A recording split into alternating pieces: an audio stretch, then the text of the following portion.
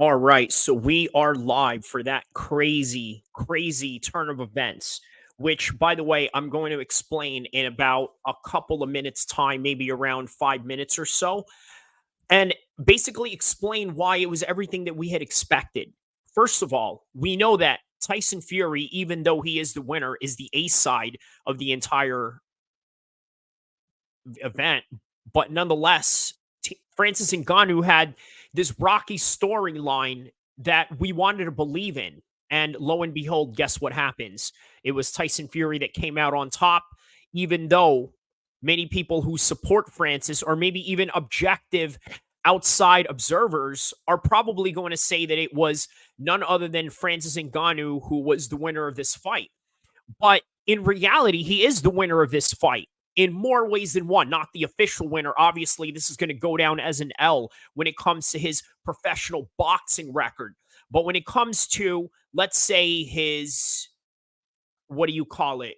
Um, Superstardom, it's going to grow even bigger, which means that now that he's left sort of unscathed in this fight, he can now go on to, let's say, the PFL fight, have a matchup, look great against a way lesser opponent in the MMA world. Because remember, he's not fighting in the UFC anymore. He's literally fighting in the PFL, which is a league that is just way less than what you would expect in the UFC as far as competitive architecture.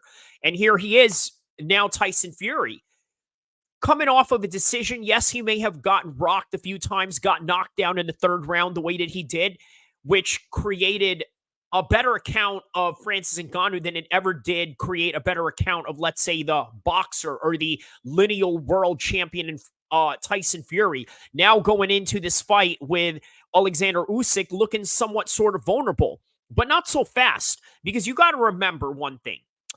One of the things that you have to remember is the fact that every fight is different. Not all fights are created equal.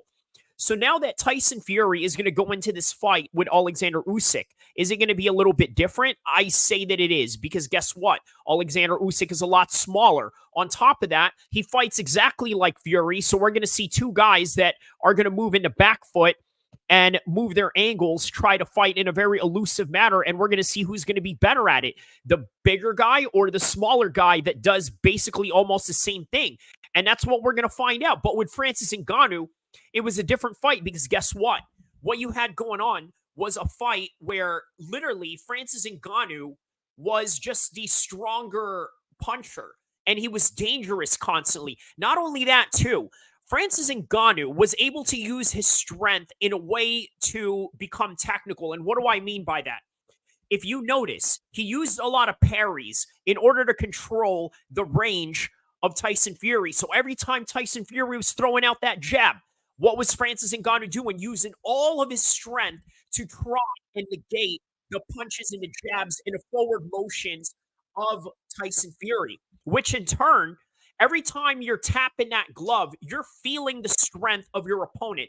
And crazy enough, because of the fact that they had an entrance that resembled Rocky IV when Apollo Creed fought the unproven yet very strong Ivan Drago, which is almost the same storyline as here in the way that you saw the ring come up. Guess what had happened?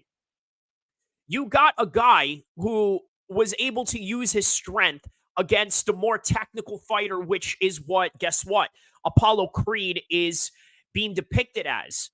Whereas now with Francis Ngannou, he was able to use his strength in order to negate the technical prowess of Tyson Fury. And it was a very brilliant part on his end. But for whatever reason it is, the judges saw what they saw and they gave it to Tyson Fury. And because of that, the results became as it may. It just seems like it's just boxing business as usual, doesn't it? It seems like nothing has changed. Nothing has been really any different, other than just they're going to constantly give it to the home fighter. Now, obviously, these guys are both foreigners, being a guest into the Kingdom of Saudi Arabia, both big names, creating a big event like this. Nonetheless, Tyson Fury is the A-side fighter. Let's not make any bones about it. That's the reality of it. The guy is the A-side. He's been in bigger fights than Francis Ngannou in terms of pay-per-view wise, and in terms of worldwide notoriety. And on top of that, Tyson Fury, you could say, because of the way the boxing business is made, is literally his own boss. But now Tyson Fury, I'm sorry, Francis Ngannou now has a chance to become that boss because, like I said, he left this fight sort of unscathed. Now he can go back to the PFL and literally fight another guy that, once again, that I have mentioned in the beginning of the audio and of this live stream is that he's going to fight lesser competition. And he looked great. It's going to be a great look for the PFL because now he's part of that whole ordeal. And the fact that he is bringing that notoriety from this fight and going into the PFL fights, just as Conor McGregor brought all of that notoriety into the Khabib versus Conor McGregor fight. So that's one of the most beautiful things about this particular card. I think that one of the things we really have to understand now is that, well, I don't like calling robberies, right? Because you got to understand something. A lot of people always call robberies. They don't like a decision. It's a robbery. It's a robbery. I've seen guys fight in the regional scenes of MMA say, oh, well, I was robbed or this and that because they lost a decision. Everybody's always been robbed whenever there's a decision in any combat sports, MMA, boxing, Muay Thai, Lethwei, bare knuckle boxing, all of the above. However, with this particular fight, it's very hard to argue that, well, come on, look at the picture here. I know that we're not judging this fight based on Japanese pride rules where you score the fight all together rather than round by round. But once again, full disclosure, I didn't score the fights round by round. If any of you guys scored the rounds round by round, please write on the comment section below. And don't forget to like and subscribe if you are listening to this in a current moment of time as we are reacting to one of the greatest performances in combat sports' history.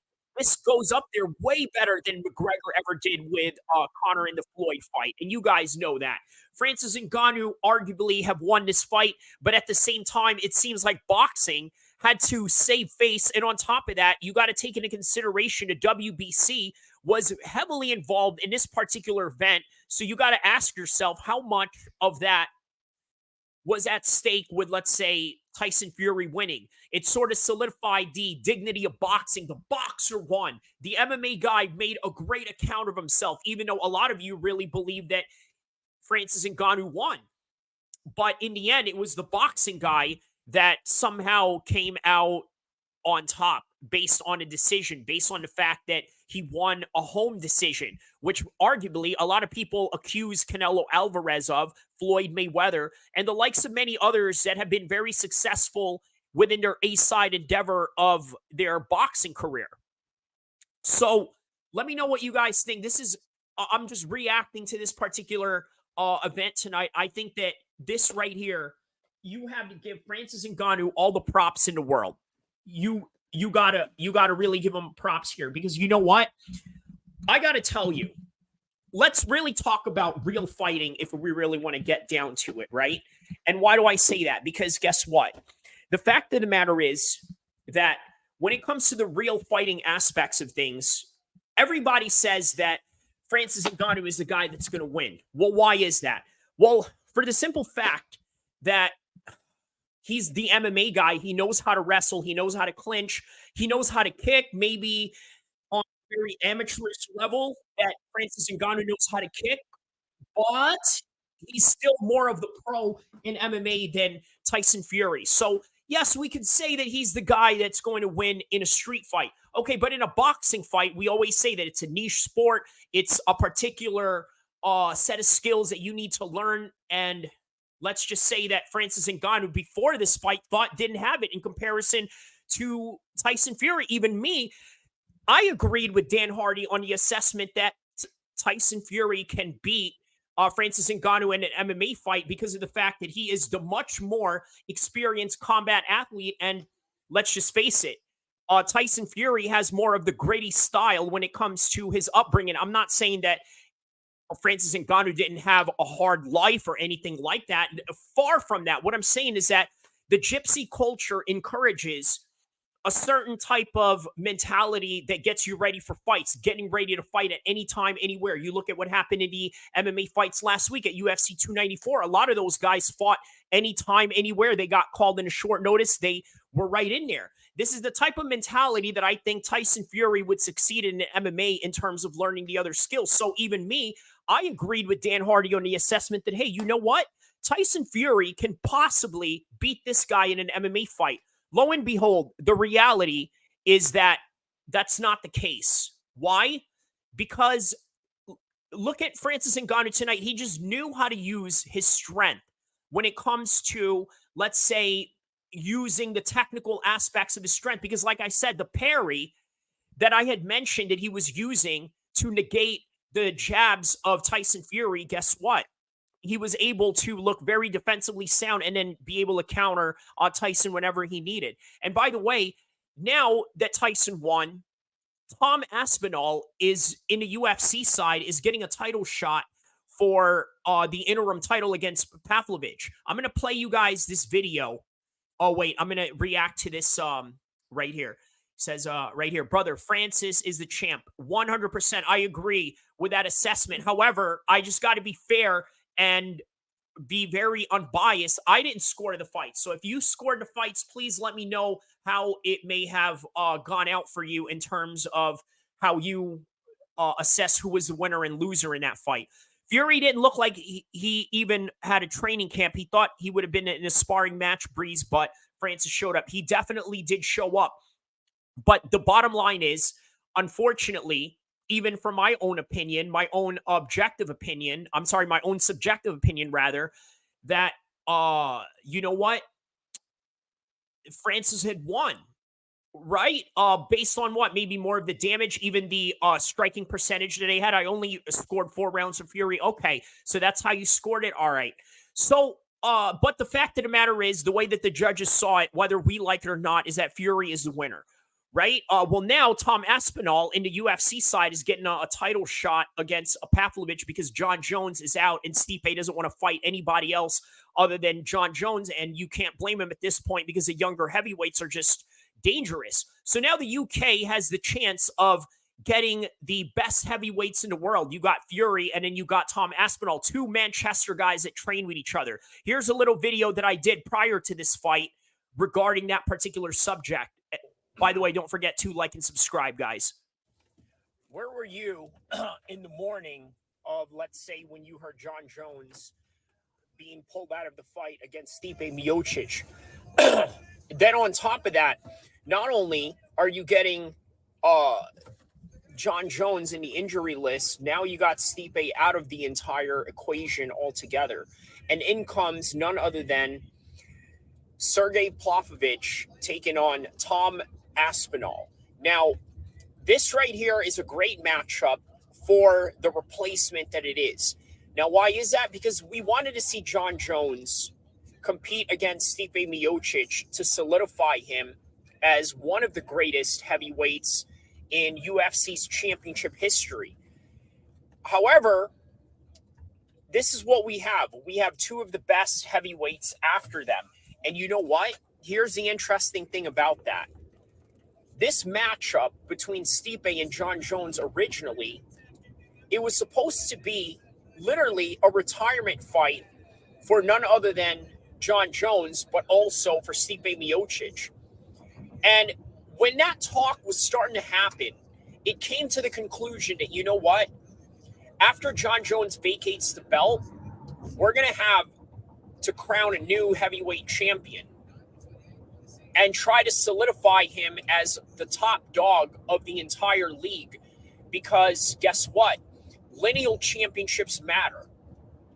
When Anthony Joshua won the unified belts, which was what? The WBO, WBA, IBF, maybe even the IBO in the midst of that.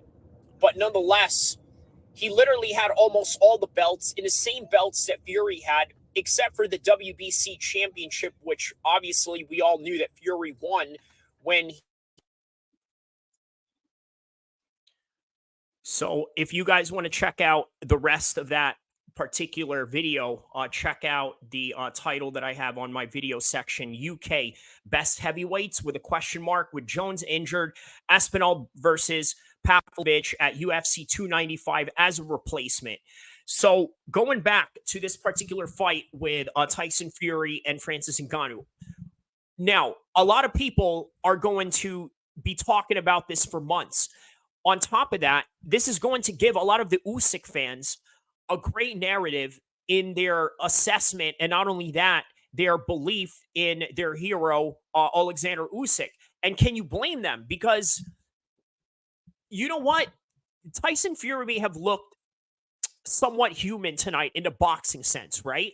The problem is you got to understand, fighting is fighting and boxing is boxing. There are some guys that you can box with because you have enough skills to be able to play the range, be able to control the clinches and then break away and then continue on with your jab and then play the range and continue to score points. This is what a lot of very proficient boxers are able to do. Now, the difference tonight, once again, I keep going back to it, the parries of Francis Ngannou. Where have I seen this particular style from Francis Ngannou where he's able to just parry these shots, look so relaxed as the shots are coming in? You know where?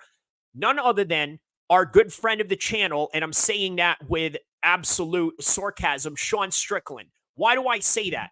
Sean Strickland has this style where he's very relaxed. Why? Because if you look at one of his tutorial videos that he did online, he mentioned something to where, you know what I do? I just watch the elbows and I'm very relaxed. So I just go and parry the shots as I'm watching the elbows from my opponent. Now, we're talking about a mixed martial arts fight. He obviously is still able to use this to his great advantage. And lo and behold, he's able to what? Use it in a way where he controls the punching range within an MMA fight. Well, now Francis Ngannou, he's not Sean Strickland. He doesn't have to do what Sean Strickland does because he's in a pure boxing match where he doesn't have to worry about somebody trying to take him down. Although you did see Fury a few times during the fight try to, quote unquote, shoot somewhat of a weird looking double leg takedown attempt on Francis Ngannou and failed. But nonetheless, Francis Ngannou showed that he was able to use all these things that he learned from Sean Strickland where it was used in the most valuable setting, which is a boxing match.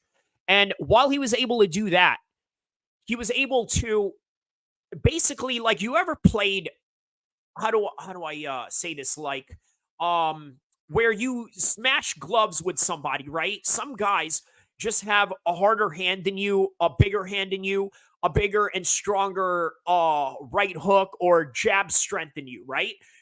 The way that Francis Ngannou was basically parrying those shots, he was basically smacking that glove right into Tyson Fury's hand and reminding him, you know what? There is no way that you are stronger than me.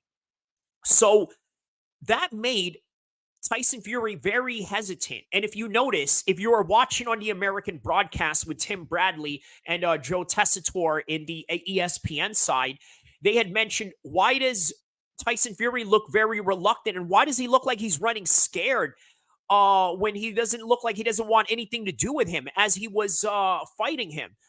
Well, the reason for that is because, you know what, the strength played a factor in that particular matter. Now, what did we have here? O'Neill Martson, thank you for your comment, my man. Don't forget to like and subscribe. He mentions Fury only won 4 rounds. But the other gentleman earlier mentioned this as well.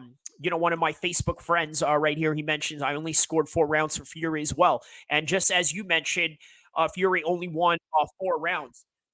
And out of that, as you guys have scored it, because, like, again, I had full disclosure, I didn't score the fights round by round in the way that a judges would score. So thank you to all those that are contributing if you really did score. And apparently the way that you see it and the way my buddy Chino here sees it and the way that you do is 4 rounds for Fury and 6 for Ngannou. Great. That's the way that it looked to me. Again, from my own subjective opinion, not objective opinion, because again, I didn't score it like you guys, right? So I only want to be fair about that. But again, why is that? Because just the strength factor was just what it is. Sometimes you got to understand, guys, that there that a lot of people say, well, you know what? In order to be a top level combat sports athlete, you got to do something from the time that you were 3 or 5 years old. Maybe that's true. And again, styles make fights in different disciplines, in different time frames, in different eras. The bottom line is sometimes there are just guys that can come in there with the most athletic ability in their attributes of, let's say, stats, right? They can just have the greatest punching power, kicking power, the greatest speed, the greatest chin, the greatest health meter. They can have all that. And guess what? Because of that, they're able to do things that, let's say, the more experienced guy can't do to the guy that is a lot more, let's say, less seasoned, but more athletic. We see it all the time. One of the first times that I've really noticed this was, well, not one of the first times, but one of the many times. Look at Rory McDonald when he took on BJ Penn, to all the hardcore MMA guys that know about this fight, because guess what? I think that even though this is sort of a boxing show, I bet you that a lot of the people that watched this fight were MMA adjacent, because guess what? Francis Ngannou is our boy. We wanted to see him do good, and he did great. But in regular boxing fashion, the boxing guy, who, by the way, is the one laying on the floor in this particular picture that you see, is the one that won. And that's the logic that they play with in the boxing world. Whereas in the MMA world, our logic is that, you know what, real fighters fight, and the most grittiest guys always win, with, let's say, the spirit of Robbie Lawler. We could add to that mix, right? Well, that's what Francis Ngannou was able to do tonight. A very Sean Strickland-esque performance. And by the way, a few times he did display a few of those Philly shell movements and had a little bit more of a flair to his style as the fight was going on. But nonetheless, guys, this was probably one of the best performances of all time in combat sports history. I could not believe the performance in Francis Ngannou. Now, the reason why I'm baffled, okay, I got to tell you, is because I made a video the other day about, let's say, Francis Ngannou's possible long-term damage to this particular fight. And boy, was I wrong. Because guess what? He not only looked like he was unscathed, where he looks like he's ready to get in there and do an MMA fight at a PFL event, maybe in like January or something like that, a super fight with one of their tournament winners or whatever he wants to do in a PFL, right?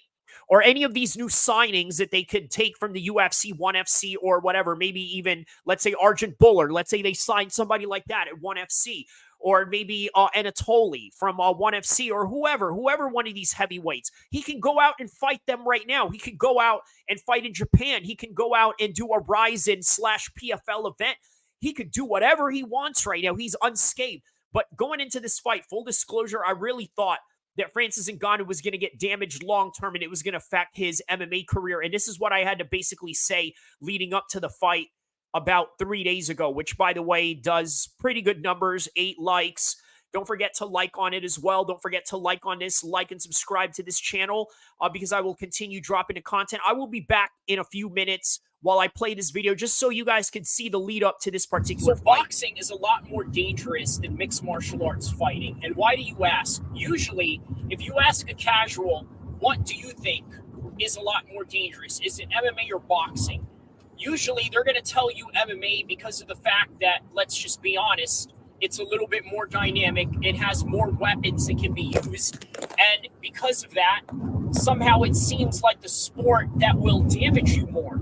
Well, I got to tell you, the only thing that's really damaging about MMA, aside from the damage that you will take in the head in the similar fashion that you do in boxing, are the joints that you're going to have to try to rehab over the years because of all the damage, wear and tear that you have to do with the grappling, with the jiu-jitsu, with the wrestling, with the constant explosion, as opposed to boxing, where, yes, it is more of an aerobic sport as compared to MMA, which is an anaerobic sport. But the reality is that boxing is a lot more dangerous because of the head trauma that you can receive. So because of that, Francis Ngannou has to ask himself a very firm question. Number one, he has to ask himself, Is he going to be a full-time MMA fighter after this, or is this just one of those once-in-a-lifetime money-changing opportunities that is going to catapult him and his family's life in another stratosphere, as opposed to, let's say, continuing to dominate the MMA world, which, quite frankly, in my opinion, he already has, with the exception of perhaps fighting John Jones in his current prime at this current time of the landscape of the UFC, which has changed ever since he had left and been stripped because of the contract negotiations that he wasn't able to come to terms with Francis Ngannou in the UFC. So fast forward to 2023 of October going into November.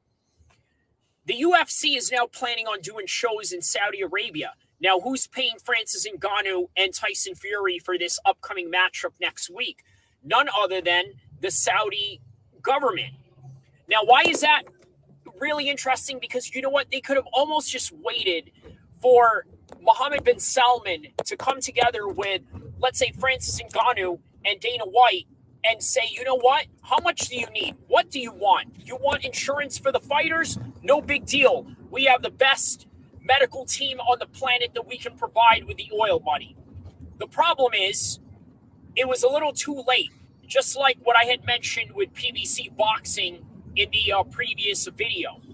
But in this particular video, I want to tell you something about Francis Ngannou that I think he really has to come to a full warning with in terms of what he's going to do with the rest of his career, because he's a novice stepping into the boxing realm against one of the biggest and skilled boxers of all. Yeah, boy, was I wrong. Yeah, was I really, really wrong on that? I said that he was a novice going into that. And guess what? A lot of people that were going into this fight were saying the same thing. Yeah, he's a novice. Francis Ngannou is going to get outboxed. But lo and behold, what did we see tonight? We saw a guy that looked like more of the seasoned boxer. But yeah, more on this particular video right here. Of all time, unarguably, in Tyson Fury. So he's going to be affected by the amount of damages that he's going to take in this fight in retrospect to his mixed martial arts career that he wants to perhaps continue and perhaps build a legacy after being stripped of the UFC title and now as the lineal heavyweight champion going into the PFL. So I think what's really important to understand is that Francis Ngannou has to take a look at the past fighters. And what I mean by past fighters, I'm talking about none other than the notorious Conor McGregor. Why? Because he... And by the way, how about the fact that, yes, Conor McGregor was in attendance tonight? Now, what was awesome about that, the guy, Conor McGregor, showed up at Saudi Arabia looking like an Irish crime lord trying to hide out in the Middle East. Let me know what you guys think. Write on the comments below what your thoughts were seeing Conor McGregor there. You had Chuck Liddell. And, of course, you had Usman and Israel Adesanya walking out their boy, Francis Ngannou. You had, who else? Ronaldo sitting just right in front of Alexander Usyk as Alexander Usyk was observing the whole entire thing. Who was your favorite celebrity that showed up in the fight tonight? Your favorite music stars, your favorite combat sports stars? It was an all-star event, and the Saudis had put it on. But let's get back to the topic at hand, right? The topic at hand is, by the way, I'm live right now. I just had to take that down from that little comment that I made playing that video, but I'm live right now. But a lot of people, again, let's go back to what I was saying, is that Francis, they believe that Ngannou had won this fight, just like my man Douglas Duplessis here saying that, yeah, Ngannou won. A lot of people, excuse me, a lot of people share that sentiment. And you know what? The thing is that you got to ask yourself, who was judging this fight? That is the next question you really want to try to investigate in this whole entire thing. Who was judging this fight? And on top of that, who was scoring it for Tyson Fury, and what is their justification? Now, I have two guys that so far commented and mentioned something to the effect of Fury had won only 4 rounds. Gino also mentioned Fury had also won only 4 rounds, so Francis won 6. Uh, Anybody feel any different? Because again, I told these guys I didn't score the fight, but they apparently did. So if you feel that way and you scored the fight in that direction, let me know. But the way that I see it, it's just boxing business 101 once again. They feel that, like, you know what? Francis is coming in here. He doesn't really need to win this. Not win this, but win this in a way that, like, he's an MMA fighter. He just coming in here to get a payday and going back to MMA. But you know what? Let's just be real. Francis Ngannou came here to win. He came here to win in ways that Dylan White didn't come to win, in ways that Derek Chisora didn't come in to win. Let me ask you guys this. Write on a comment section below, how would Francis Ngannou do against Dylan White and Derek Chisora, or maybe even David Price? For sure, if he was taking out David Price right now, he would absolutely obliterate him. And this is a debut boxer going into world level boxing in one of the best boxers of all time. Look at the picture right now, guys. Look at the picture. It is because of this picture that a guy like this is saying exactly that. Okay, and Ngannou won. But he did win. It's just that boxing needs to win. And boxing needs Tyson Fury to go in there and unify the world championship, undisputed heavyweight championship of boxing with Alexander Usyk. They need to do it. And if you don't unify that, or I'm sorry, if you gave it to Francis, it would make the belts look like a joke. Because think about it. Who is asking these fighters to pay for the sanctioning fees when they have the belt? And by the way, for all the MMA guys that are watching this, I want you guys to understand something, okay? In boxing, you literally have to pay for being a champion, which is very strange in and of itself, because guess what? The way that you grow up as a boxer, training in, let's say, America or England, you're thinking to yourself, one day I'm going to box in America, in Las Vegas, in Madison Square Garden. Or the other dream today is boxing in a British Premier League stadium, like somewhere in Wembley or Cardiff, just like with the likes of Anthony Joshua. That is the new dream today, right? But this is a sport that, I mean, now has transitioned into the world of Saudi Arabia, where now the young generation who are in the gyms of boxing and MMA are saying to themselves, man, you know what? One day I want to make insane loads of Arab oil money and be paid by those guys to go fight over there. That is the new dream for a lot of the new guys now. But like I said, the boxing guys, these sanctioning bodies, they literally charge the fighters to become a champion. So that means that they are invested in these guys. And the more that, let's say, they create some sort of credibility, because this is the point that I'm trying to make. What kind of credibility are you going to have if Francis Ngannou was to win tonight? And you know what? Here's Tyson Fury losing to this guy in his debut. It's embarrassing, right? But they have to maintain the integrity by giving it to Tyson Fury. That's my theory. I don't know exactly. I don't have the proper answer to those things, but we'll uh we'll definitely we're definitely going to revisit this at some point. This is going to be one of those particular talks that a lot of people are going to talk about for a long, long time and for weeks on out. But by the end of it all, I want you to remember that Tyson Fury is going to be marked as the winner no matter what, because that's how history saw it. More of this video that I made a few days ago, and let's revisit it back as soon as you guys see this right here. He was the guy that did exactly what Francis wanted to do. A sitting heavyweight or undisputed champion at the weight class he was at, two at that, 145 and 155, and Francis Ngannou in the heavyweight. He can compare and contrast what is going to happen to him in his career in the future down the line. Because I can tell you that with Conor, to really put it plain and simple, after a long-winded explanation, boxing has damaged his career. So you got to think, what is the evidence that I have of that? Because I'm not just going to talk and say things without any proper evidence. And to be quite honest with you, I don't even know if it's evidence or not. But after the Floyd fight, he took on Khabib. Nobody has ever been able to outstrike McGregor. Even Floyd had said it on the way up to the fight. McGregor has only lost by submission. He's never gotten his butt whooped standing up. Okay? Now, he finally gets his butt whooped standing up in a boxing match in his debut against the greatest of all time, just like Francis Ngannou has taken on the greatest of all time with none other than Tyson Fury. Okay?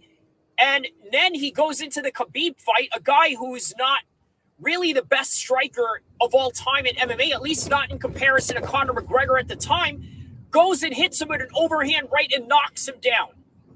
I don't even think Floyd Mayweather had knocked him down. He basically rocked him on the feet and finished him off with a standing TKO, as opposed to Khabib, where he did knock him down with that overhand right in their 155 undisputed championship fight as he came back as none other than the lineal 155 champion, and Khabib already crowned as the undisputed champion based on the fact that he was able to take the belt in a vacancy against Al-Iaquinta in last-minute circumstances, just like what Islam Makhachev and Volkanovski and Khamzat Chimaev and Usman are dealing with in UFC 284. So a lot of things to consider for Francis Ngannou. I really think that he has to take into consideration the damage that he's going to take and what is that going to affect him going into the rest of his MMA career in relationship to what Tyson Fury could do to him. A lot of people look at this as like, well, Tyson Fury is the less of the powerful puncher and Francis Ngannou is more of the powerful puncher. But you got to understand this, as a professional boxer and the best at that, Tyson Fury is the best puncher of them all. So the amount of damage that he's going to give to Francis Ngannou could potentially be life-changing. And let me tell you guys something from what I've started in the beginning of the video. Boxing is way more dangerous than MMA, because if you knock somebody's head in MMA, even if it was with your shins from a head kick, including the multiple punches that you're going to throw at your opponent, you can still defend yourself with clinches, and there's not going to be a referee that's going to break you up. You can defend yourself with a takedown if your takedowns are efficient enough to be able to drag your opponent to the ground, whether it was through a timed shot, single or double leg, or whether it was a good methodical trip from a clinch position that you learned in judo from the time you were a kid. Nonetheless, it's a very protective sport with the type of damage that you take, as opposed to, you look at Ray Boom Boom Mancini, who defeated a Korean fighter back in the 1980s and basically ended his life in the ring, and among others that have their lives ended in the ring through the boxing rules. While the MMA guys are out there calling boxing this princess sport of cherry pickers, you got to understand there's a dark underbelly to this sport that can affect not only the boxer themselves, the full-time guys that are just doing this for that one particular career, but also for the MMA guys that are stepping in, just like Francis Ngannou with his debut at such a novice level, taking on the lineal undisputed champion of the world.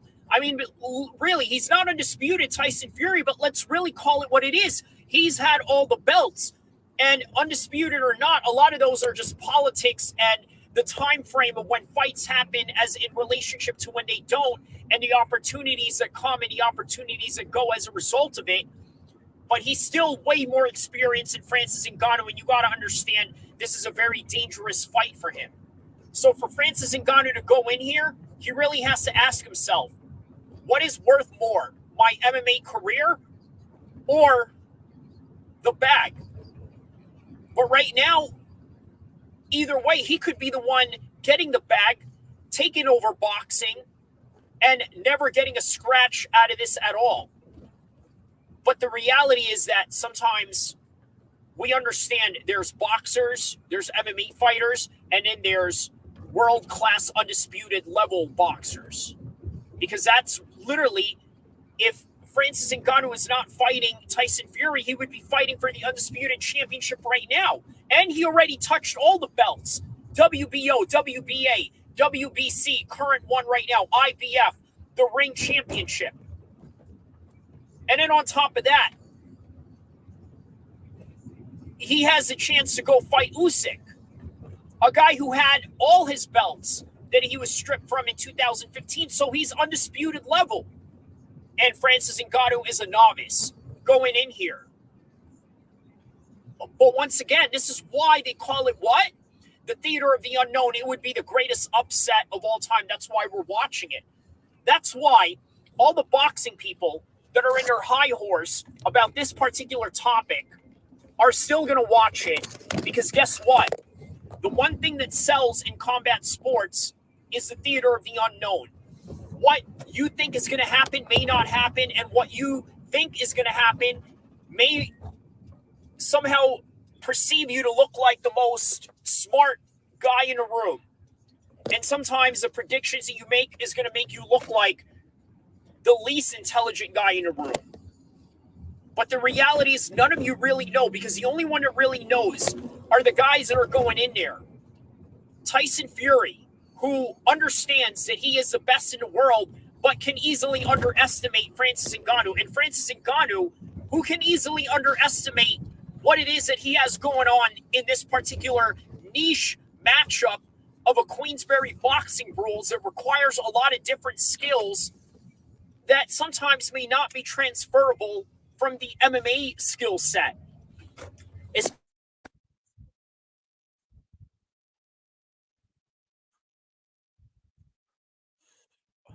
All right, so I am back live. If you guys want to check out the rest of that video, check out the title Francis Ngannou damage long-term after boxing match. That was a video I did approximately 3 days ago. Don't forget to give it a like. Don't forget to give me a like and subscribe if you guys like the video. But yeah, back to what I was saying with that was robbed. However, Mike Tyson did a great job. Are you asking, was he robbed? And are you saying Mike Tyson did a great job? Yeah. Like I said, now going into this fight, I was also very critical of Mike Tyson being the coach. I was very very skeptical because I thought that this was sort of a gimmick in the same similar fashion that you got with, let's say, Rocky training Creed. And I thought that Mike Tyson was one day just smoking a pound of weed at his house, watching this film and thinking to himself, maybe I can bring up somebody to be the world heavyweight champion. In the same similar fashion that I was a world heavyweight champion. Lo and behold, he got his chance to do that tonight, but obviously it didn't go Francis's way, even though a lot of us truly believe that Francis Ngannou was able to, let's say, win this fight in the eyes of many people. And I had two guys comment here earlier that Fury only won 4 rounds, and out of those 6 rounds, obviously belonged to none other than Francis Ngannou. By the way, what I was saying was don't forget to check out that video that I had mentioned about with Francis Ngannou damage long-term if you want to see the rest of that. Obviously, that was done on the lead up to the fight, because one of my concerns going into it was that I was thinking that, you know what, maybe perhaps he was going to get damaged very badly into this fight. And that was not the case, because you know what? I got to tell you, I'm going to say it over and over again. One of the biggest things that helped out Francis Ngannou in this fight was his strength. His strength was able to dictate the defense. His strength was able to dictate the hard shots that scared Tyson Fury throughout the entire fight, especially when he was able to knock him down the way that he did in the 3rd round. When he had that, it was like he was able to garner the attention of Tyson Fury. And guess what? It made Tyson Fury very, very hesitant on the way to the entire end of the bell. Now, if you guys want to know what I think from my own opinion, because look, here's the thing. It's always important to state to people whether you think it's just an opinion or whether you think it's a fact. Now, this is just my opinion. I think that if a lot of people are not in agreement with the judging, it is probably because of the fact that, let's just face it, the Saudis are the ones that are hosting this fight.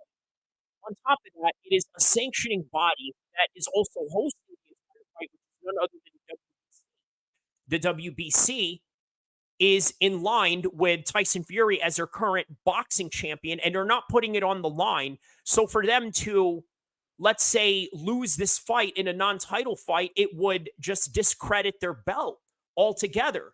So if you want a conspiracy behind what is going on, it's like you can point at the WBC and their influence on the judges, the referees, and any officials involved. That's the best theory that I can give anybody, in particular to these possibilities of why a lot of these look nefarious. The decisions, the fact that you look at the stats on ESPN. Now, could ESPN, let's be fair now, are they the ones that are playing with us, telling us that, look at the stats right here, Francis Ngannou is having the best of them? Because guess what? This is what ESPN is telling me. I didn't watch the English broadcast version to TNT. If you guys saw anything different on the English side, please don't forget to comment on the section below and let us know what you saw in terms of the statistics that they were playing all throughout the fight. Because on the American ESPN side, from what it seems, it is as if they were making it look like Francis Ngannou was the winner, or at least the guy that was hitting the most punches and getting the highest percentages and the output.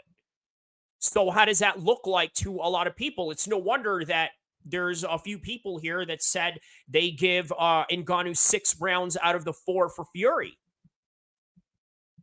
But yeah, that is really interesting to say the least, right? It's really strange. It's all I'm saying is that it's a very strange. And I got to tell you, right? What is the criteria that judges are looking for? Because even though we have some sort of nefarious theory as to why these decisions are the way that they are, we can also try to look at the other plausible side of it, which is what? The possibility of maybe that the judges have a different criteria and what it is that they're looking at. And if so, what is it that they're looking for? Are they looking for somebody that is a lot more defensive? Does defense count? Now, in MMA, I could tell you that there are certain defensive positions that don't count, right? Like, for example, the takedown defense I heard was not a score in and of itself. It is a reward onto itself, right? So that is how they have a certain scoring criteria in MMA. In boxing, what is their criteria in defense? Did they score it? Well, guess what? If you are the judges that have judged a Floyd Mayweather fight, then for sure you are the type that is looking for defensive scoring. Because if you wonder why Floyd gets away with a lot of the decisions that he's had over the past, it is what? Because of defensive points. Make of that argument as you will. The bottom line is that defense wins points. And you got to ask yourself, is that the criteria that the judges were looking for tonight? But it's very strange, right? It just really tells you the quintessential story of what we know the world to be. Very strange and unpredictable. Every week there's a new news cycle that goes on, and you think to yourself, my goodness, I didn't expect this to happen. I don't want to mention any particular news or anything like that, because you guys know it's a very sad. If you're listening to this within the range of the end of October 2023, you know the news cycles that are going on. It's just constantly sad, but also very surprising. Like, oh, such and such happened. I would have never expected for any of that to happen. So those are some of the things that you can really look at and think to yourself, wow, that is really surprising. And tonight was one of them. For one, what is surprising? The fact that Francis Ngannou was able to perform the way that he did. But also, I wanted to bring to the attention. Did you guys notice Fury also kind of threw an elbow in there, which looked like a forearm shot, but then came into an elbow? And I thought this was really interesting because guess what? Fury is the same guy that's also bragging about being able to take out Francis Ngannou in an MMA fight. And guess what? He kind of showed a little bit of a preview of that, right? It's kind of funny how a lot of these boxing guys now are showing a preview of what they could do to each other in terms of what they can do to them in a different sport while competing in a rule set that is boxing where you're not allowed to elbow, which, by the way, Tyson Fury did in one of the rounds. I forgot which rounds because, again, I didn't score any of these fights. But in the meantime, here's a video that I did a few days ago regarding boxing Showtime PBC losing their deal for 2024. And I will be right back. And don't forget to like and subscribe. One of the problems that I see with boxing in terms of advertisement and marketing is that it's becoming a lot like the wrestling community. And what exactly do I mean by that? Well, for one, when you take a look at the amateur wrestling community around the world, and in particular in the United States, it's a very niche sport. If you often notice, a lot of the people that are in the stands, whether that would be in the high school levels or the college levels, are usually just either the parents, which are predominantly the spectators, and then let's say other wrestlers who have wrestled in the past. And that's how niche that particular sport is. And that's kind of where I see boxing becoming to be. Now, why is that problematic? And how does that relate to Showtime canceling PBC's deal in 2024? The reason why that's significant is because of the fact that it is very difficult to attract casual fans in boxing.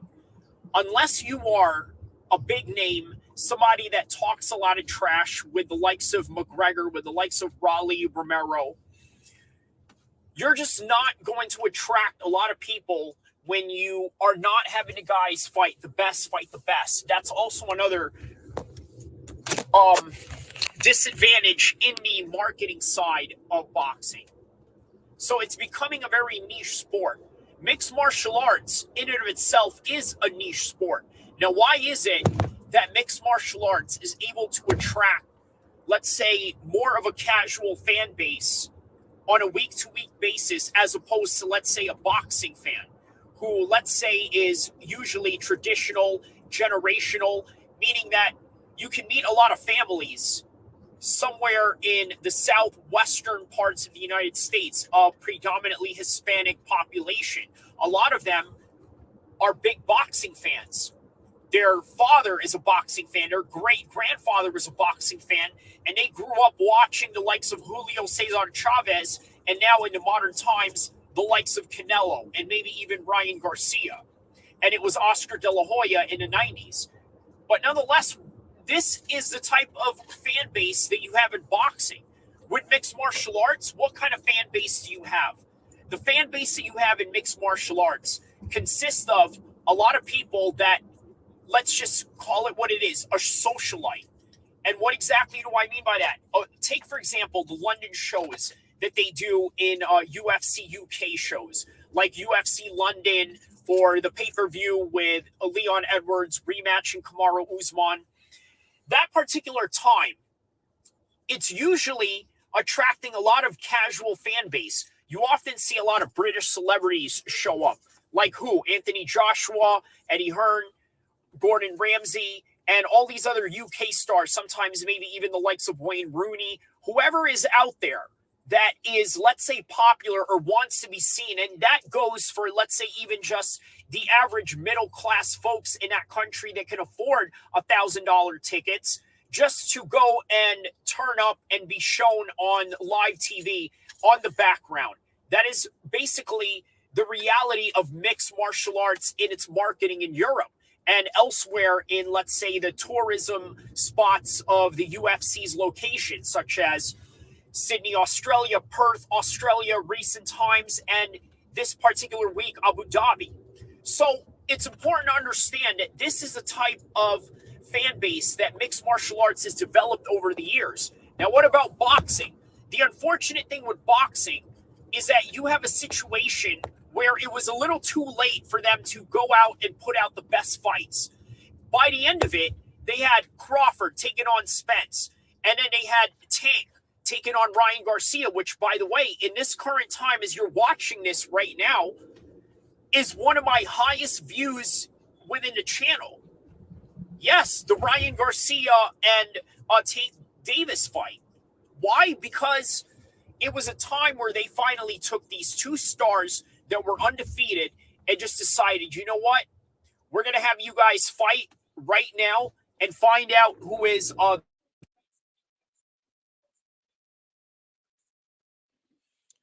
right. So if you guys want to check out the rest of that video, check it out on the video section. Showtime PBC, game over. Here's why. I explain some of the reasons why, let's say, boxing is not promoting the right amount of fights that they should. Like tonight, for example. Now, you're a hardcore fan. You have a high horse about this particular matter. That's the other subject I wanted to talk about. We went through the kicks and punches. We went through the technique. We went through the storylines and everything in between. So now let's go into, let's say, the other aspect of it, right? Which is what? The high horse fan base that says, oh, I'm not going to watch this fight. This fight is such a travesty. It's not a real fight, or this and that. Leading up to the fight, Tyson Fury said something very interesting that I thought was really telling, that a lot of people really needed to pay attention to. He said that I'm not going in here fighting an influencer who has done nothing but played video games in his room his entire life, but rather I'm going in here to fight a killer, so I'm going to treat it as such. And guess what? Tyson Fury, to his credit, did give that amount of respect to Francis Ngannou, because guess what? The minute that he was touching jabs and doing parries with Francis Ngannou in there as they were exchanging jabs with each other, he felt the strength and became very tentative in how he was going to react towards Francis Ngannou. So this is something that you guys have to really look out for leading up to this fight. And lo and behold, that's exactly what had happened. So all these guys that had a high horse about, oh man, this is going to be easy work for Fury. This is Fury's game all day long. You got to understand something. The first thing that I had said in the beginning of the stream, or somewhere in the middle of the stream, I'm not really remembering which part, but I will say that when I said that, you got to understand that I had mentioned an athlete can learn this game very fast and dominate the guys that have been doing this since they were 5 years old. You got to understand that sometimes. Sometimes that happens because oftentimes when you are what you call a smart mark, this is a term they call in the professional wrestling world. You are the guy that knows, yeah, that guy is the bad guy. That guy is the good guy. And this guy is trying to stir this guy up. And the referee is pretending that he's not looking when this guy is hitting the other guy with a brass knuckle or the steel chair. That is the majority of a lot of people in the hardcore spaces of either MMA or boxing. They are what you call smart marks in that regard.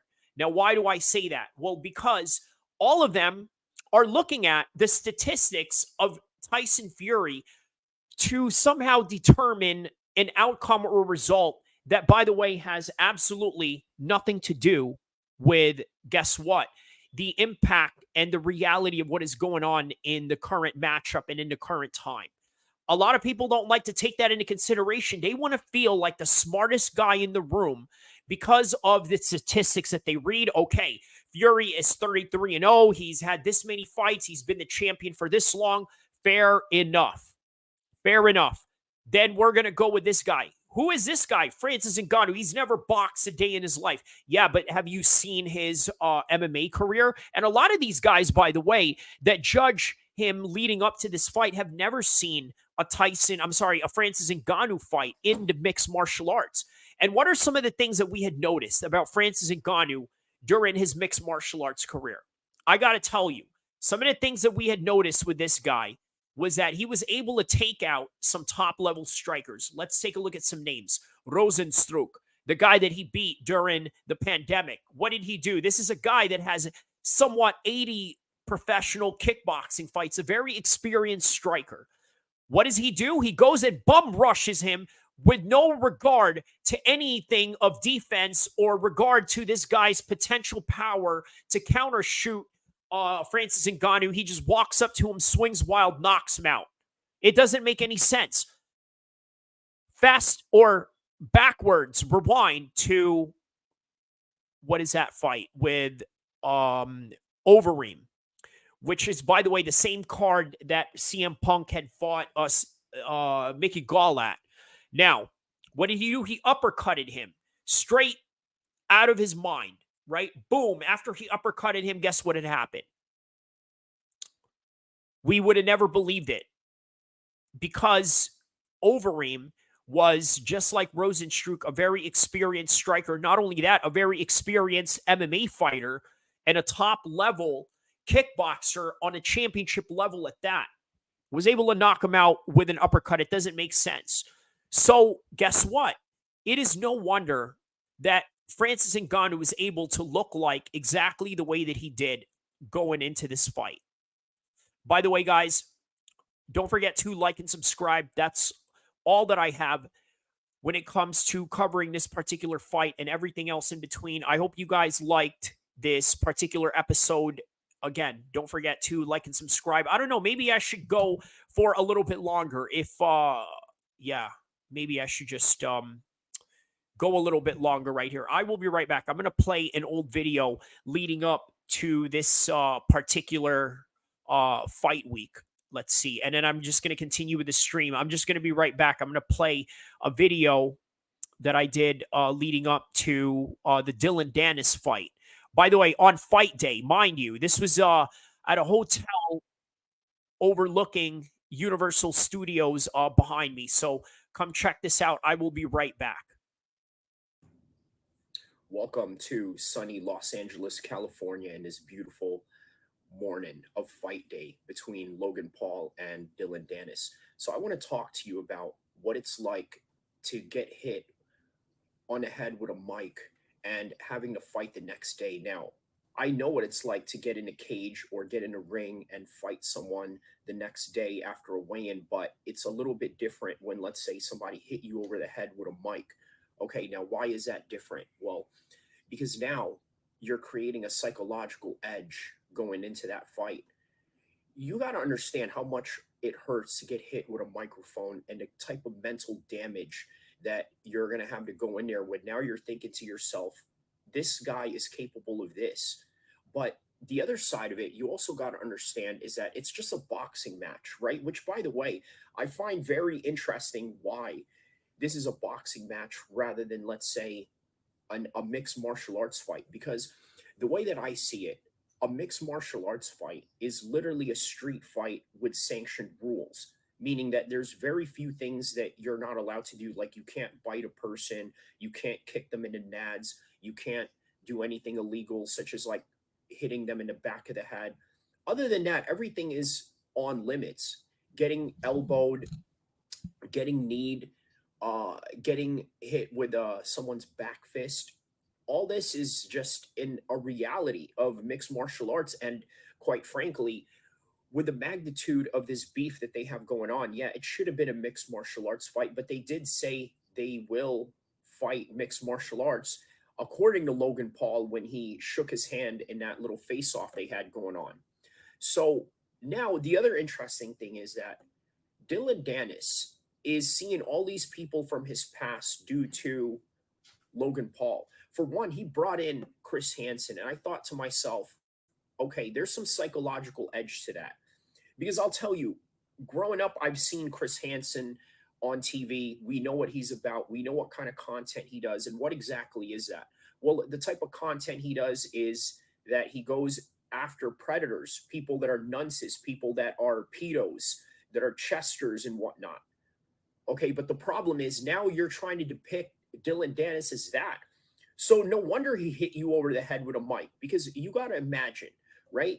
Being called that is one of the worst things that you can obviously be called to, right? Because you can go to prison for murder, you can go to prison for robbery.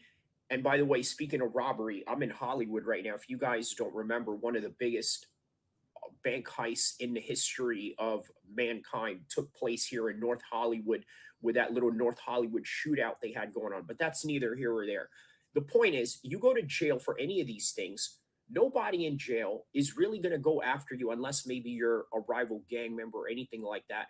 But if there's one thing that police, the COs, the prisoners, and the gang members have in common is that they just don't mess with child molesters, and with good reason. Now, when you go and you accuse somebody of something like that, and then you bring in Chris Hansen just to amplify everything, on top of that, Logan Paul also brought in, what's this guy's name? The bouncer in New Jersey at the Jersey Shore bar that choked out Dylan Dennis. He brought him in there.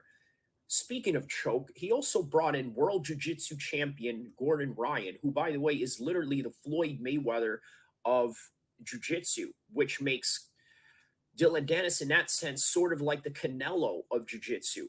But nonetheless, he's his rival. He brings him there to Manchester, England at the weigh ins. And I'm thinking to myself, well, Logan, you got to understand something, right? You can't bring Gordon Ryan in there with you. And then on top of that, it's a boxing match. It's quite useless to bring him there, but I get it. I think I know why he brought him in there. Reason being, because of the fact that he's shocked with getting hit with a microphone on his head. And that's going to bring some kind of psychological damage to you, thinking that, wow, this person is capable of anything. Okay, and you're going to be just a little bit afraid of that person. I'm not saying you're not going to engage that person in a violent confrontation or in a sanctioned fight, but the one thing you got to understand is it does affect you a little bit. You'll think twice about looking at that person the wrong way or doing anything. But also, you also got to think, right? What did Nate Diaz do when he fought Jake Paul, right? He put him in the guillotine choke, which is quite symbolic because Nate Diaz put that Logan Paul look-alike on a guillotine choke and it dropped him on his head in New Orleans, right? But then, of course, it's a boxing match, so he has to let go. Now, imagine Dylan has full force and full lock of Logan's neck because, in boxing, even though it's not a grappling sport, there's still a semi grappling exchange going on, especially when guys start hugging each other, as they like to call it, or in the clinching position and whatnot. So imagine Logan.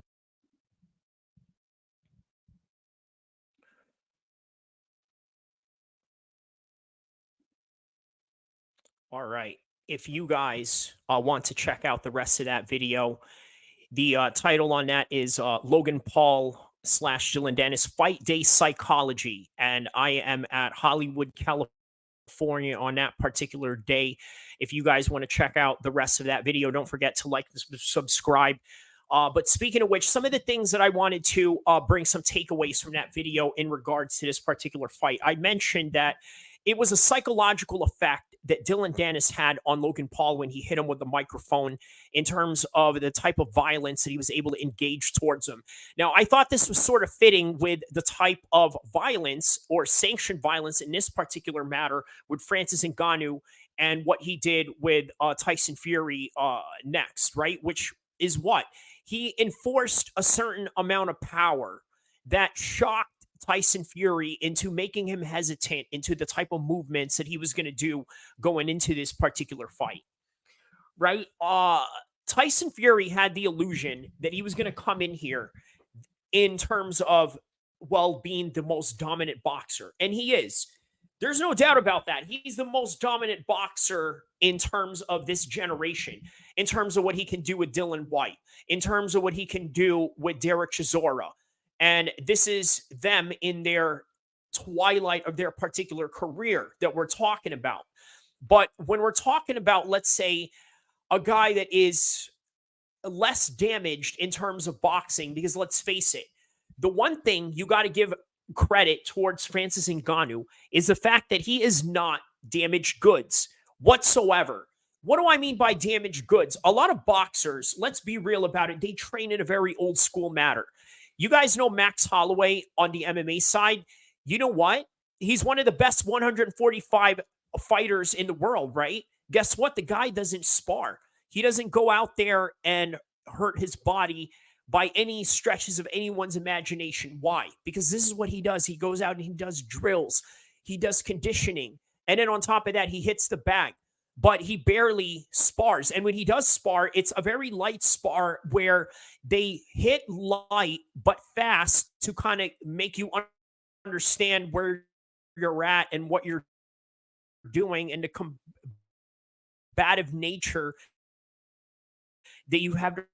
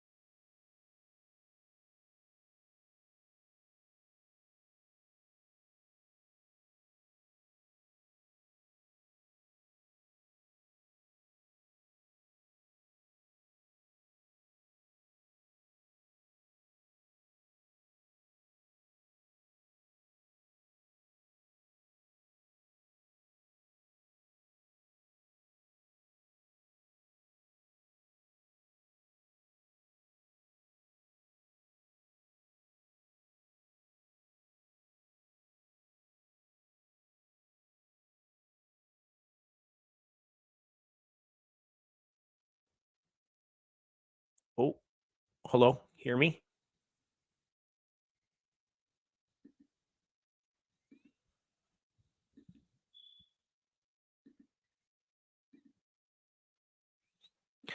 All right.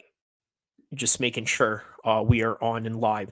So sorry about that. Had a little bit of some technical difficulties. Now that we are back on the live stream, I think we still have a lot to really talk about when it comes to this particular fight with Francis Ngannou. He really made a great account of himself. This is one of those performances that, in all true honesty, is probably one of the best boxing and MMA crossover.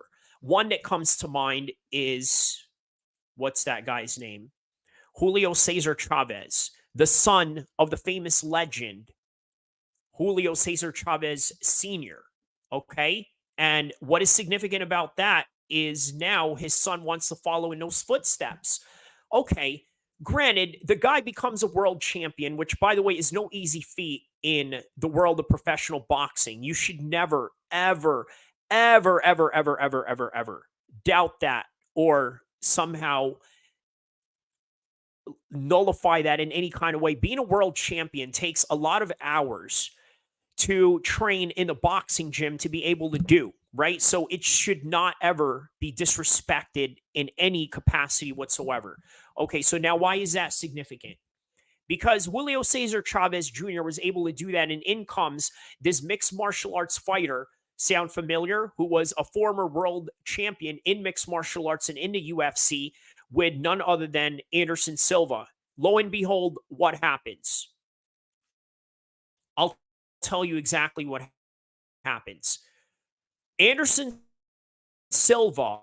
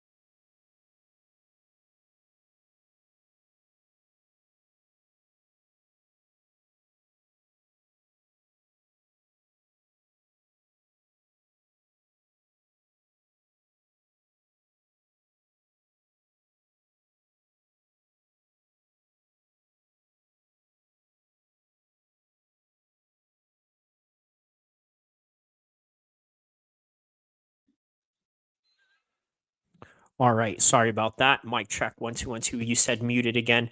What did you score it? Chad Johnson said. Um, I didn't score it, right? Which is what the full disclosure that I had earlier about that. Sorry about that. All right, so sorry about that. Yeah, I had said that I didn't score it in any kind of way. There are some fights that I do go out and score, right? But that was definitely not one fight that I had scored tonight. The way that I had looked at it was sort of, very similar to, let's say, Pride Fighting Championships, right? And why do I say that is because I was kind of scoring the entire fight rather than, let's say, scoring it round by round.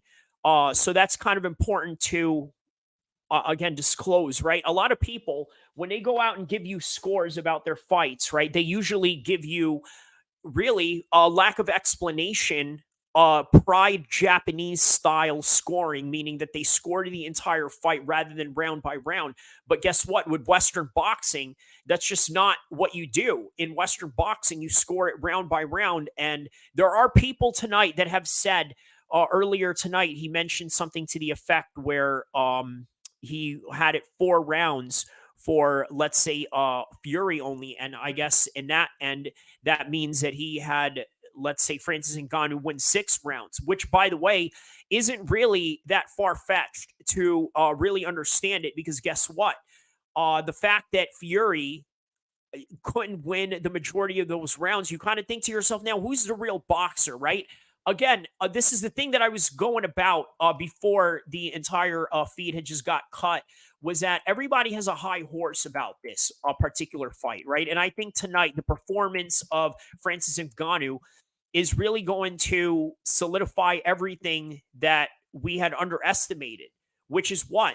That even if Tyson Fury was able to go out there and be the veteran, be the longtime lineal champion, or whatever you want to label him, the fact of the matter is, the guy did not look like the consummate professional tonight. And that was just only because of the fact that Francis Ngannou was able to use his strength and meet it with technique. Sometimes there are guys that are just so strong and so athletic that they can't put it together with the technique. A lot of people give Anthony Joshua that type of flack, right? He's too stiff, he's too muscular, he can't put it together. Well, Francis Ngannou sort of really displayed that tonight, that he was able to use his strength along with his athletic ability in order for him to display the type of performance that he did tonight. But that's all that we can really say about this particular fight. I think I'm going to make more videos about this in the upcoming days, because guess what? That's just what a lot of people are going to do with this particular card that brought a lot of controversy. And especially the fact that we would have just thought that Fury was going to come out dominating in this. But by the end of the day, Francis Ngannou showed exactly why he has the type of life story that he has and why he was able to persevere in the way that he did. Don't forget to like and subscribe. Inshallah.